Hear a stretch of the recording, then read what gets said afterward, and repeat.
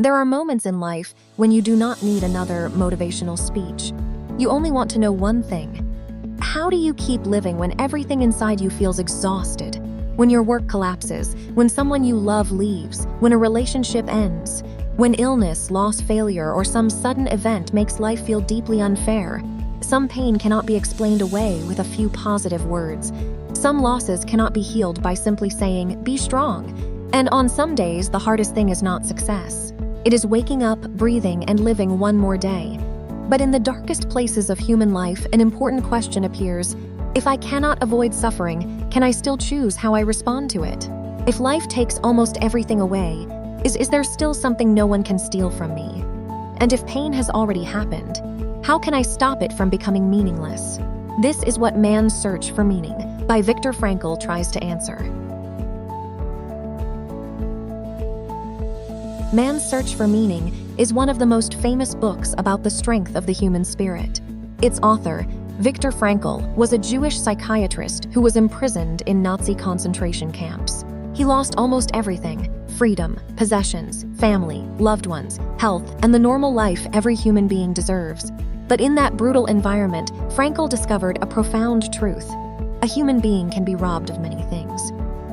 But there is one final thing that cannot be taken away unless we surrender it ourselves: the freedom to choose our attitude toward what happens. This book can be summarized in 3 words: choice, suffering, meaning. And in this video, we will explore 4 parts. First, what remains when life takes everything away. Second, why suffering can make a person stronger. Third, why human beings need meaning more than hope alone. Fourth, how to find meaning in the life you are living right now. In the concentration camps, Viktor Frankl witnessed human beings being pushed to the edge of pain. People who once had status, careers, families, possessions, and dignity were suddenly reduced to prisoners. They were stripped of their names, their clothes, their belongings, their privacy. They were thrown into hunger, cold, forced labor, illness, humiliation, and the constant possibility of death. In such a situation, it is easy to believe that nothing remains. But Frankl realized that even when everything external is taken away, there is still one final space of freedom within: the way we choose to respond. You cannot always choose what happens to you, but you can still choose what kind of person you will become when it happens. In the same suffering, some people gave up, some became numb, some became cruel in order to survive, but some chose to keep their dignity, kindness, and a reason to continue. This is the first lesson of the book. The deepest freedom of a human being is not found in external circumstances.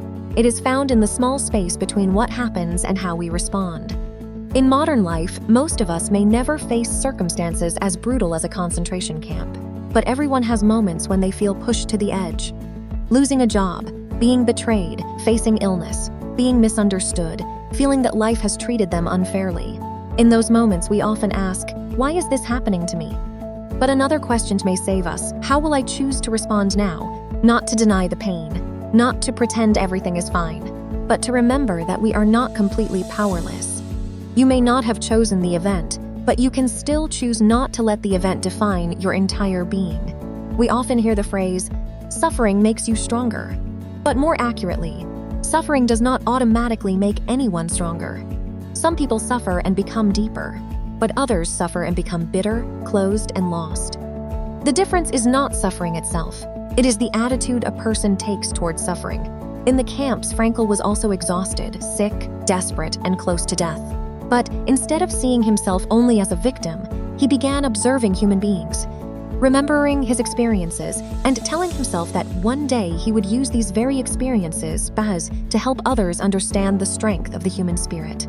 The pain did not disappear, but it began to have a direction. It was no longer only meaningless torture. It became material for a mission. This is important. Not all suffering is good. No one should search for suffering just to grow. But when suffering cannot be avoided, the task is to keep it from becoming meaningless. A failure can make you believe you are useless, but it can also teach you humility, clarity, and maturity. A loss can close your heart, but it can also teach you to love more deeply what remains.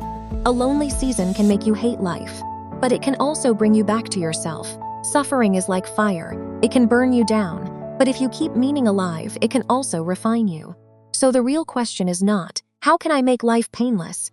The real question is, when suffering appears, what can I turn it into? If pain has already arrived, do not let it only take from your life.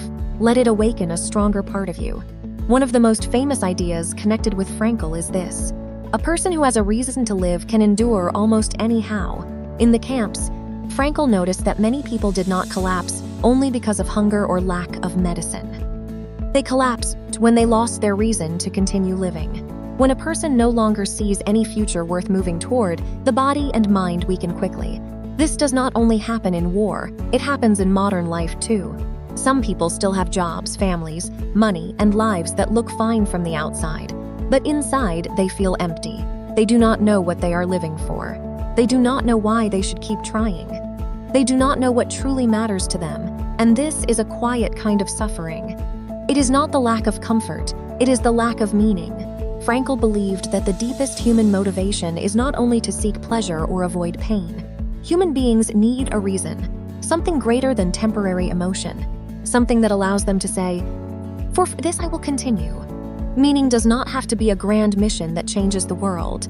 It can be very specific: a loved one you need to care for, a piece of work you want to complete with integrity, a book you want to write, a child you want to raise well, a community you want to help, a version of yourself you are not ready to abandon. Life does not need to be painless before it can become meaningful. In fact, meaning is what helps you move through the most painful days. Hope can make you wait for something better, but meaning makes you stand up and act even before something better has arrived. According to Viktor Frankl, human beings can find meaning in many ways, but there are 3 important paths. 1. Create something valuable. This may be work, a product, a piece of art, a project, or a small task done with care. You do not need to do something world-changing for it to have meaning. Cooking a thoughtful meal for your family has meaning. Doing your work responsibly has meaning. Writing one honest page in your journal has meaning. Meaning appears when you feel that you are contributing something to life. 2. Love and connect with someone specific. In his darkest days, the image of Frankl's beloved wife became a powerful inner source of strength. Love helps human beings move beyond themselves. When you truly love someone, care for someone, or live for someone, your life no longer revolves only around your own pain. A mother can endure much for her child. A husband can stand up after loss because he still has responsibility to his family. A friend can keep living because they know someone still needs them. Being loved is a gift, but knowing how to love is also a path to meaning.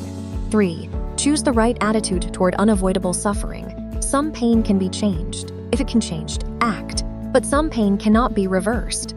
A loss has happened. An illness has arrived. A past cannot be rewritten. In that case, meaning lies in how we face it. We can let it make us bitter, or we can let it make us deeper, more grateful, more kind, and more courageous.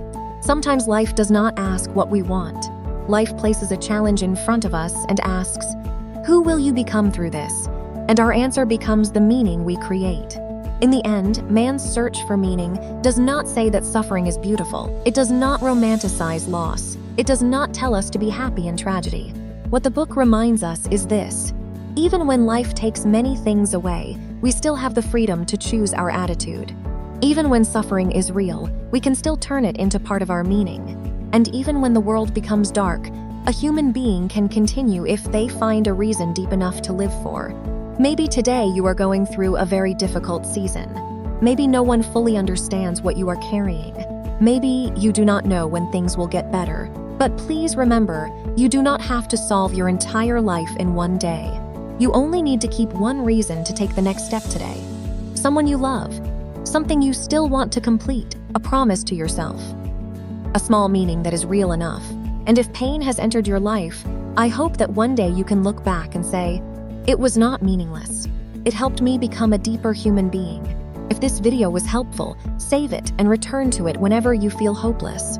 And if you know someone going through a very difficult time, share this video with them. Do not forget to like, subscribe, and turn on the notification bell so we can keep becoming 1% better every day.